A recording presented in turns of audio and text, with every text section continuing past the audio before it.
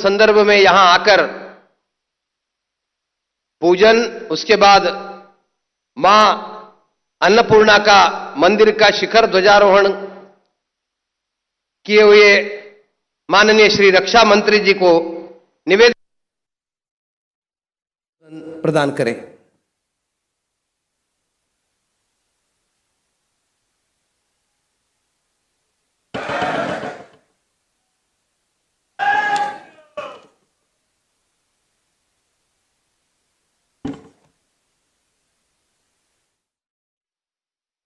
बोलिए सियावर रामचंद्र की, सियावर रामचंद्र की। बहुत बहुत धन्यवाद। हमारे उत्तर प्रदेश के कर्मठ एवं यशस्वी माननीय मुख्यमंत्री श्री योगी आदित्यनाथ जी और राम जन्मभूमि तीर्थ सेवा ट्रस्ट के अध्यक्ष जो मौजूद नहीं है, उनकी इस अनुपस्थिति में भी मैं उनके प्रति सम्मान के व्यक्त करता हूं। पूज्य नृत्य गोपाल दास जी महाराज, श्री राम जन्मभूमि तीर्थ क्षेत्र ट्रस्ट के महासचिव आदरणीय चंपत राय जी, श्री राम मंदिर निर्माण समिति के अध्यक्ष श्री निपन जी मिश्र, श्री राम जन्मभूमि तीर्थ क्षेत्र ट्रस्ट के सदस्य डॉक्टर अनिल जी मिश्र, श्री देवेंद्र दास जी, जगत गुरु स्वामी विश्व प्रसन्न तीर्थ महाराज और यहां के प्रभारी मंत्री श्री सूर्य प्रताप जी शाही, महापौर श्री गिरीश पद त्रिपाठी, जिला पंचायत अध्यक्ष श्रीमती रोली सिंह, हमारे सभी मंच पर बैठे पूज्य साधुगण, आदरणीय श्री राम शरणदास जी महाराज, आदरणीय श्री अनंत आचार्य जी महाराज, श्रीधराचार्य जी महाराज, श्री वैदेही वल्लभ शरण जी महाराज, श्री राम दिनेशाचार्य जी महाराज, श्री गौरी शंकर दास जी महाराज, श्री बनवारी पति महाराज जी, श्री भरत दास जी महाराज, ज्ञानी श्री चरणजीत सिंह जी, श्री प्रेम शंकर दास जी महाराज, श्री रविंद्र कीर्ति जी महाराज और मंच पर उपस्थित हमारे सभी प्रतिनिधिगण, विधायकगण और यहां मौजूद सभी भगवान राम के भक्तगण, सबसे पहले तो मैं आभार व्यक्त करना चाहता हूं श्री चंपत राय जी के प्रति कि इस परिसर में जो निर्माण कार्य चल रहा है, उस निर्माण कार्य के बारे में उन्होंने बहुत ही विस्तृत जानकारी दी है। मैं इस सच्चाई को आप सबके समक्ष स्वीकार करना चाहता हूं कि अभी तक इतनी विस्तृत जानकारी मुझे नहीं थी और बहुत ही अच्छा उनका प्रस्तुतिकरण रहा है। और हमारे उत्तर प्रदेश के मुख्यमंत्री योगी जी के बारे में तो कुछ कहना ही नहीं है। उन्होंने अपने उद्बोधन के माध्यम से जिन लोगों को थोड़ी बहुत नींद भी आती रही होगी, उन्हें जगा दिया है। देवियों और सज्जनों, आज प्रतिष्ठा द्वादशी के इस पुनीत अवसर पर आप सभी पूज्य संतों, पूज्य मनीषियों और भगवान श्री राम के हृदय में निवास करने वाले अवधवासियों तथा मेरे देश के समस्त नागरिकों को भारत के धार्मिक पुनरुत्थान के केंद्र श्री अयोध्या धाम से मेरा सादर जय श्री राम। बहनों और भाइयों, आज इस पावन भूमि पर आकर सचमुच मैं बहुत ही भावुक हूं और अभिभूत हूं। मुझे कहना हो तो एक वाक्य में यही कह सकता हूं, नाथ आज मैं काह न पावा। हे परमात्मा, जो मुझे मिलना चाहिए था जीवन में, मैं समझता हूं कि आज यह दर्शन करने के बाद मुझे अपने जीवन में मिल गया है। आज मुझे क्या नहीं मिल गया, यह दिन पाकर मैं मानता हूं कि सब कुछ मुझे मिल गया। ऐसा लग रहा है जैसे मेरे राघवेंद्र सरकार ने स्वयं इस दिन के लिए मुझे चुना था, इसलिए मुझे यहां आने का अवसर प्राप्त हुआ है। साथियों, आज से 2 वर्ष पूर्व हमारे प्रभु श्री राम सदियों की प्रतीक्षा के उपरांत अपने दिव्य मंदिर में विराजमान हुए हैं। अपनी अद्भुत और तेजस्वी छवि के साथ वे आज केवल अयोध्या ही नहीं अपितु संपूर्ण विश्व को वह कीर्ति प्रदान कर रहे हैं। उस कीर्ति की विशालता को समझने और शब्दों में बांधने का सामर्थ्य मुझ जैसे व्यक्ति में तो नहीं है, परंतु प्रभु की कृपा से आज मैं आप सबके समक्ष यहां पर खड़ा हूं और मुझे लगता है कि आज का दिन मेरे जीवन के सौभाग्यशाली दिनों में से एक है। देवियों और सज्जनों, आज हनुमानगढ़ी में विराजमान श्री हनुमंत जी महाराज, मैं मानता हूं उल्लास से वह परिपूर्ण है। जैसे अपने प्रभु को पुनः वैभव के साथ सिंहासन पर आसीन देखकर उनका हृदय कृतार्थ हो उठा हो। कनक भवन में कनक बिहारी जी आह्लादित हैं। दशरथ महल में चक्रवर्ती महाराज दशरथ अपनी तीनों रानियों के साथ संतोष और गौरव से वह निहाल हैं। आज पतित पावनी माता वात्सल्य भरकर वह बह रही हैं, जैसे अभिषेक स्वयं अपने आंचल से वह कर रही हो। देवियों और सज्जनों, आज अयोध्या की हर गली, हर चौक, हर द्वार, हर श्वास राममय होकर आनंदित है। जिस समय मैं योगी जी के साथ दर्शन करने जा रहा था, अयोध्या की सड़कों पर जो मैंने दृश्य देखा, देवियों और सज्जनों, कभी भी जीवन में मैं यह कल्पना भी नहीं कर सकता था। और मैं मानता हूं कि यह आनंद केवल अयोध्या तक ही सीमित नहीं है। आज पूरा अवध क्षेत्र, आज संपूर्ण भारतवर्ष और आज विश्व का प्रत्येक वह हृदय जो राम को जानता है, राम को मानता है, राम को जीता है, सब एक साथ इस समय आह्लादित हैं। सभी एक साथ पूरी तरह से वो प्रसन्न हैं। देवियों और सज्जनों, आज का दिन हम सभी के लिए अत्यंत, मैं मानता हूं कि गौरव का क्षण है। और वह ऐतिहासिक क्षण जब भगवान श्री रामचंद्र ने स्वयं अवध की धरती पर पुनः अपने भक्तों को दर्शन देने का समय निश्चित किया था, उसके 2 वर्ष पूरे हो गए हैं। और यही वही अयोध्या है, यह वही भूमि है जो वर्षों तक रक्त रंजित रही है, जिसने अपने राम के लिए, अपने राजा के लिए, अपने आराध्य के लिए असहनीय प्रतीक्षा की है। जिसने अपमान सहे, जिसने पीड़ा सही है, लेकिन फिर भी अपनी आस्था को कमजोर नहीं होने दिया, अपनी आस्था को डगमगाने नहीं दिया। आज जब श्री प्रभु राम के आगमन के 2 वर्ष पूर्ण होने पर हम सभी यहां साक्षी बने खड़े हुए हैं, तो यह उन सदियों की प्रतीक्षा के पूर्ण होने का उत्सव है, ऐसा मैं मानता हूं। 2 वर्ष पूर्व पौष शुक्ल पक्ष की द्वादशी को जो प्राण प्रतिष्ठा हुई थी, वह केवल राम लला की मूर्ति की प्राण प्रतिष्ठा नहीं थी, अपितु वह एक लंबे समय के बाद भारत के जनमानस में पुनः हुई आध्यात्मिक प्राण प्रतिष्ठा थी। मेरे बहनों एवं भाइयों, हमारे प्रधानमंत्री जी कहते हैं कि आज इस देश में जो कुछ भी हो रहा है और आने वाले कुछ वर्षों में इस देश में जो कुछ भी होगा, वह भविष्य के 1000 वर्षों की नींव रखेगा। भगवान रामलला के मंदिर का चाहे वह स्थापत्य हो या फिर इसकी भावना, उनके इस कथन को मैं मानता हूं कि चरितार्थ कर रहे हैं। बिना लौह धातु के केवल विशिष्ट शिलाओं से निर्मित यह मंदिर आगामी हजारों वर्ष तक प्रभु श्री राम के चरित्र का गुणगान विश्व के सम्मुख करता रहेगा, ऐसा मैं मानता हूं। हम सभी पिछली अनेक पीढ़ियों में सबसे सौभाग्यशाली पीढ़ी में जन्म लिए।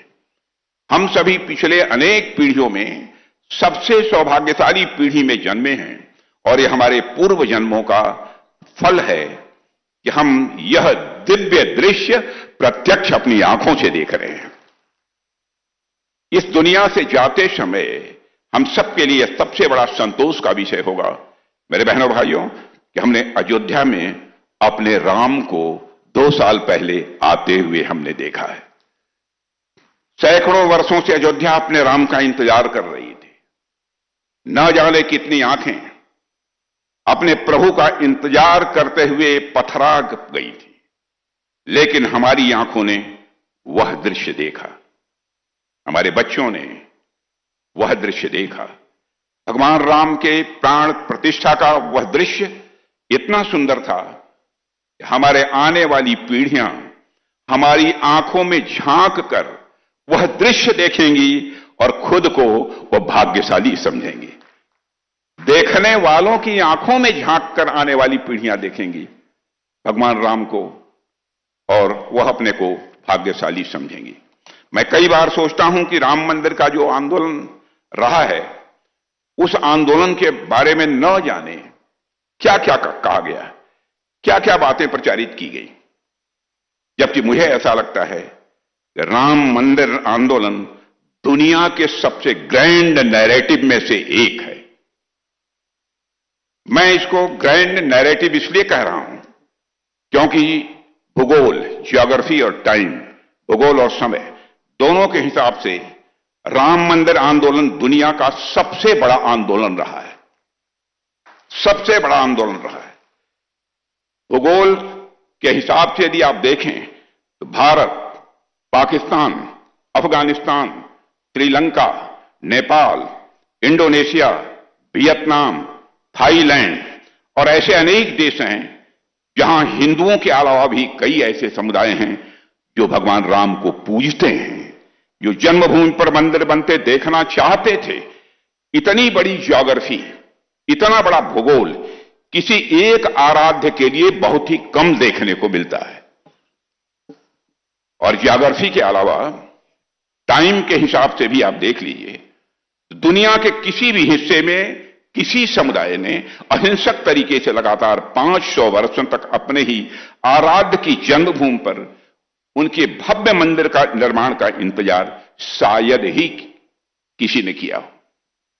इसलिए ज्योग्राफी और टाइम दोनों ही मामलों में आप देखें तो राम मंदिर आंदोलन से बड़ा ग्रैंड नैरेटिव आपको दुनिया में कोई दूसरा देखने को नहीं मिलेगा। हम उस ग्रैंड नैरेटिव की सफलता की भी उत्सव मना रहे हैं, मैं ऐसा मानता हूं। और वह नैरेटिव इतना सफल हुआ कि न सिर्फ राम अपने मंदिर में आए, बल्कि आज उस मंदिर पर धर्म की ध्वजा लहरा रही है। कितने ही विदेशी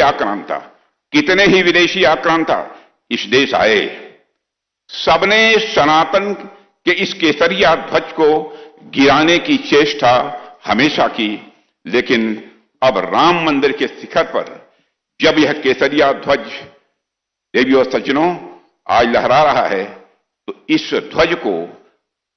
ध्वज से टकराने वाली हवाएं दुनिया भर में जाकर यह संदेश देंगी कि हमारी ओर गौर से देखो। दुनिया भर में जो भी इस ध्वज से हवाएं टकराएंगी, दुनिया भर में जाकर यह संदेश देंगी, हमारी ओर ध्यान से देखो, हमारी ओर गौर से देखो। हम वही सभ्यता हैं जिसे मिटाने के लिए न जाने कितने आक्रांता आए। आज उन आक्रांताओं के कहीं अवशेष भी नहीं बचे हैं और हमारे ध्वज समंदर पार भी गगन से इस समय बातें कर रहे हैं। देवियों सज्जनों, जब हम भगवान श्री राम के चरित्र को पढ़ते हैं, रामायण से रामचरितमानस या राम कथा के अन्य प्रसंगों को हम समझते हैं, तो एक बात बार बार सामने आती है कि जब जब इस धरती पर ऋषियों ने यज्ञ करने का संकल्प लिया, तपस्या का मार्ग चुना, धर्म की स्थापना का उन्होंने प्रयास किया, तब तब कुछ आसुरी शक्तियां आईं और उस यज्ञ को भंग करने का उन्होंने प्रयास किया। यही इतिहास है, यही सत्य भी है, और वैसा ही दृश्य हमने अपने जीवन काल में भी देखा है। जब रथ यात्रा शुरू हुई और अयोध्या से लेकर पूरे भारत के संत, महंत, वैरागी और कार सेवक एक स्वर में खड़े हुए तब उन पर भी वही आसुरी शक्तियां टूट पड़ी थी।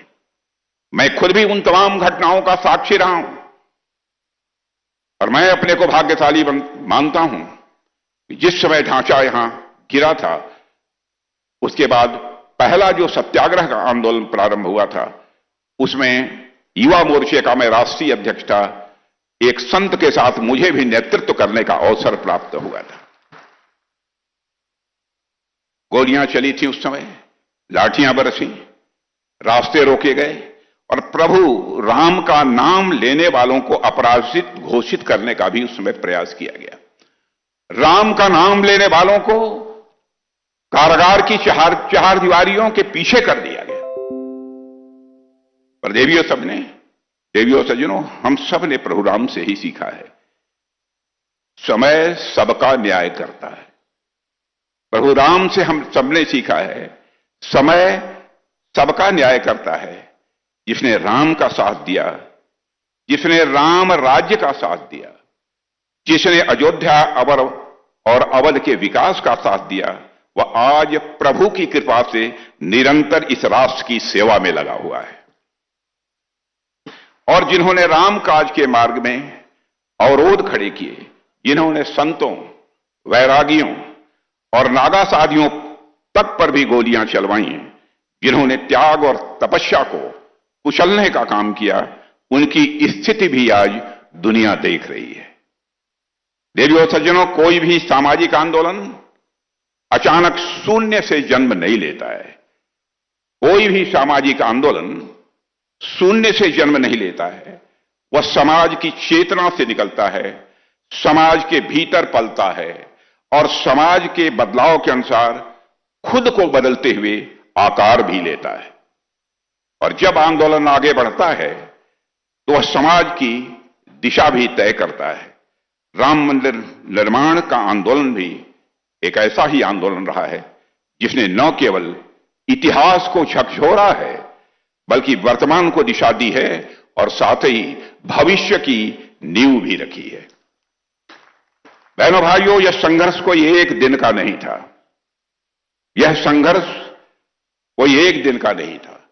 यह 5 शताब्दियों से अधिक समय तक चला हुआ धैर्य, तपस्या और आस्था का यह संघर्ष था। लेकिन मुझे याद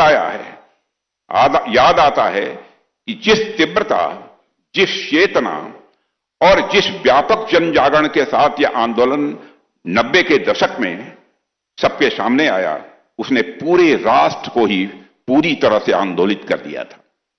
हम सबने भगवान राम के मंदिर के लिए चले उस आंदोलन को अपनी आंखों से देखा है और मैं कहना चाहता हूं कि देखा ही नहीं है, बल्कि उस आंदोलन को हम लोगों ने जिया भी है। संयोग देखिए कि वही 90 का दशक भारत के लिए एक परिवर्तन का दशक भी बना। आर्थिक मोर्चे पर देश ने नए रास्ते खोले। निजीकरण, उदारीकरण और वैश्वीकरण की प्रक्रिया प्रारंभ हुई। सामाजिक स्तर पर वंचितों, शोषितों, पिछड़ों और मातृशक्ति के स्वाभिमान की नई आवाज इसी हिंदुस्तान की धरती पर सुनाई देने लगी। मैं यह नहीं कहता कि यह सारे परिवर्तन केवल मंदिर आंदोलन के कारण हुए, लेकिन इतना मैं अवश्य कह सकता हूं कि जब भी समाज जागता है तो उसका असर हर क्षेत्र पर पड़ता है। कोई क्षेत्र समाज जीवन का अछूता नहीं रह जाता है। चेतना कभी एक दिशा में नहीं बहती, वह पूरे समाज को अपने साथ बहा ले जाती है। वही चेतना हमें आज भी समस्त भारत में इस समय दिखाई दे रही है। आज डबल इंजन सरकार के सशक्त नेतृत्व में अयोध्या अभूतपूर्व परिवर्तन का यह साक्षी बन रही है।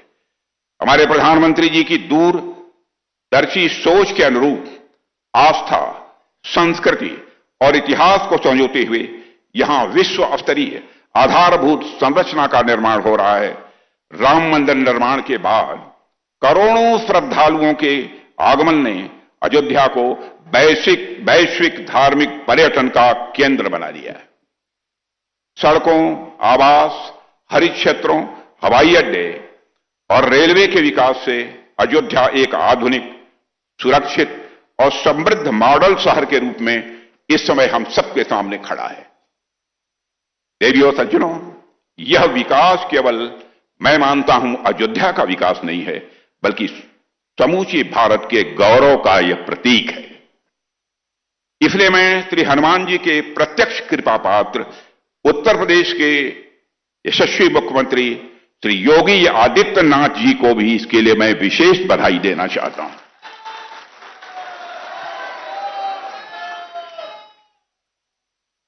देवियों सज्जनों, भारतीय परंपरा में धर्म को किसी संकीर्ण आस्था या कर्मकांड तक सीमित नहीं किया गया है। भारतीय परंपरा में धर्म को किसी संकीर्ण आस्था या कर्मकांड तक सीमित नहीं किया गया है, बल्कि उसे जीवन की संपूर्ण व्यवस्था के रूप में देखा गया है।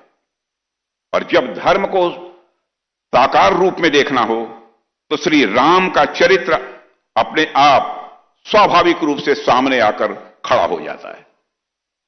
महर्षि वाल्मीकि ने भी राम को विग्रहवान धर्म कहा है। महर्षि वाल्मीकि ने भी राम को विग्रहवान धर्म कहा है, अर्थात धर्म स्वयं यदि देह धारण करे तो वह राम होगा। धर्म यदि स्वयं देह धारण करे तो कौन होगा? कौन होगा? कौन होगा? कौन होगा? कौन होगा? कौन होगा?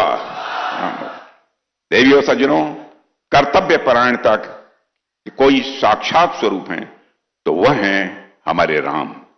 कर्तव्य परायणता के कोई साक्षात स्वरूप हैं तो वह हैं हमारे राम। नीति के कोई साक्षात स्वरूप हैं तो वह हैं हमारे राम। मर्यादा के कोई साक्षात स्वरूप हैं तो वह हैं हमारे राम। और धर्म के कोई साक्षात स्वरूप हैं तो वह हैं हमारे राम। राम यानी सत्य, राम यानी संयम, राम यानी संकल्प, राम यानी अनुशासन, राम यानी संघर्ष। सबके साथ राम यानी संघर्ष।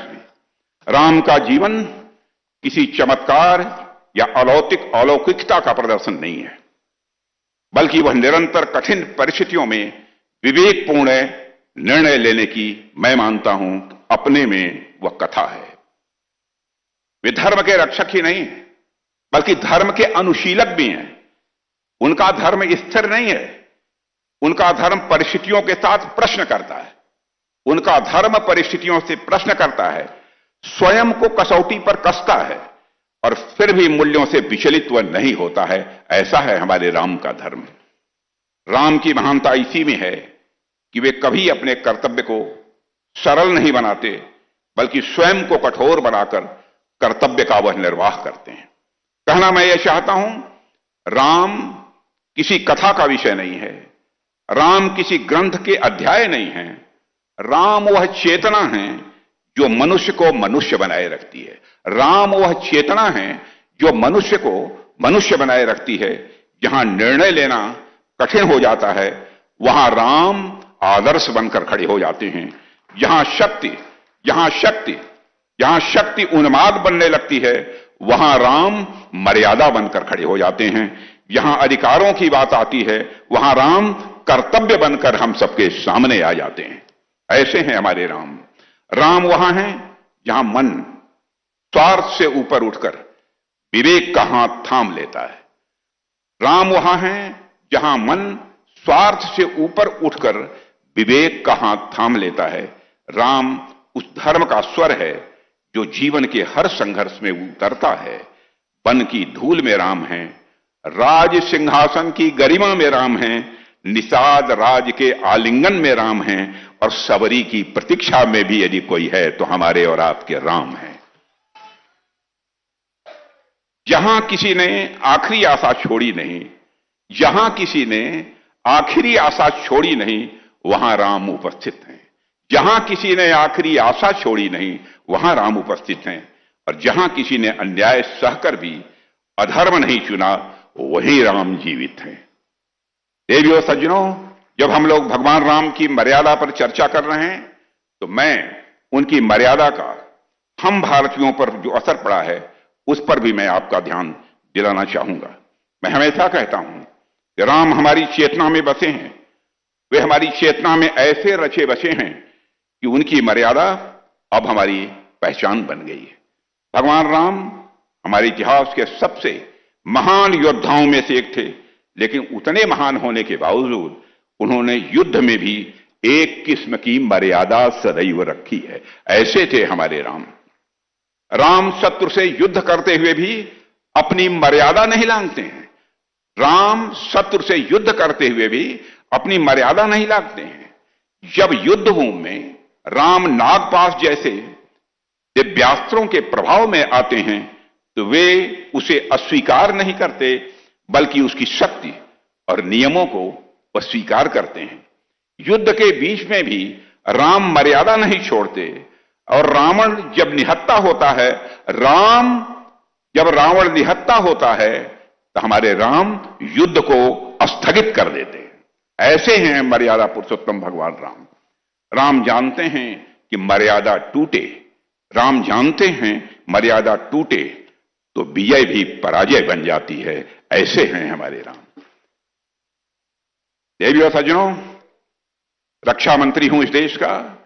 ऑपरेशन सिंदूर की मैं जरूर चर्चा करना चाहूंगा।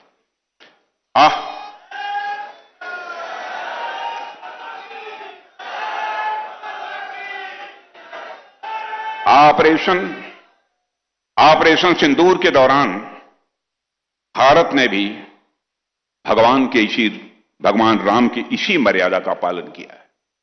ऑपरेशन सिंदूर के दौरान भारत ने भी भगवान राम के इसी मर्यादा का पालन किया है।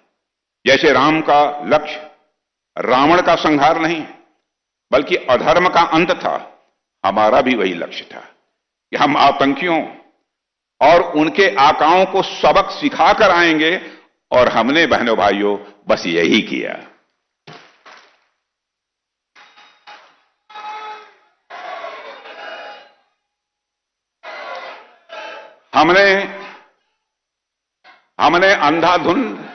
हमने अंधाधुन प्रतिक्रिया नहीं दी, बल्कि सीमित, नियंत्रित और उद्देश्यपूर्ण कार्रवाई की।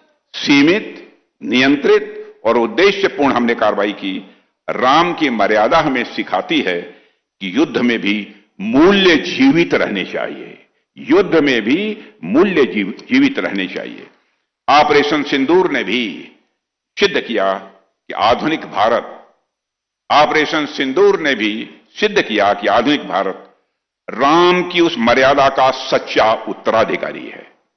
राम विनम्र हैं, राम शीलवान हैं, राम कृपालु हैं, लेकिन जहां आवश्यकता पड़ती है वहां वही राम अजानुभुज सरचापधर संग्राम जितखर दूषणम, यानी राम जी वहीं दुष्ट दलन की भूमिका में भी आ जाते हैं।